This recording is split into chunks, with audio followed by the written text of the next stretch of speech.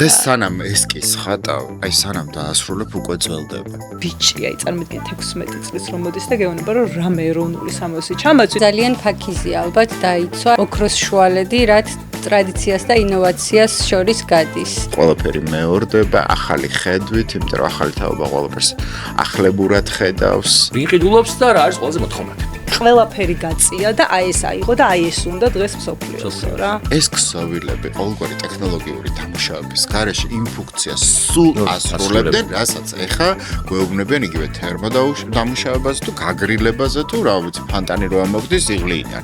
ხო და ისეთი ოპონენტები თუ ყოლია, ვისაც პირიქით გაუპროტესტებია, შენ მოუკვდიდე და შენ ეს რა მიგიკერებია. აი ეგეთი არავინ არ არის. მე მაგალითად ბოლო პერიოდში სულ ექსპერიმენტებს ვატარებ, იმიტომ რომ მივხვდი რომ გრძელვადიანი პროექტები უკვე სასაცილოა. ეხი აუწყოთ თანამედროვეობას, თან შეინარჩუნოთ თქვენი სტილი. მოდა განიცდით საკმაოდ სერიოზულ კრიზისს. ანუ ძალიან ბევრი ტანსაცმელი გაჩნდა. მივაწეპო მასა და დავარქვა რომ არის გათანამედროვებული ეროვნული სამოსი, აი ამას ცოტა რბილად რო თქვა არ უკადროო. როცა დაიწყო კრისტიან ძიორმა და ორ პიჯაკს აკეთებდა და ხელით ნამუშევარი იყო, ამ ისტორიას დღეს უკვე ყიდიან.